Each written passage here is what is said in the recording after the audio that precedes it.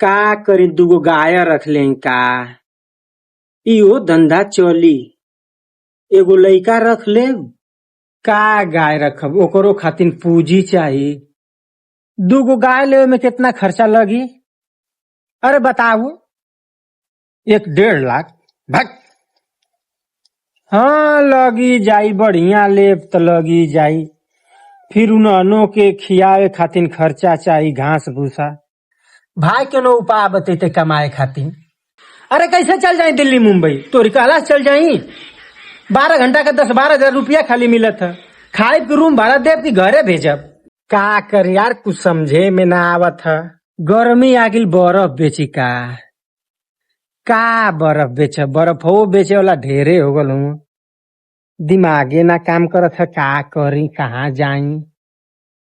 पढ़े लिखे की बेरी में पढ़बे लिखबे ना कैनी। 2 रुपया ना कमाई तो भूखे मर जाये।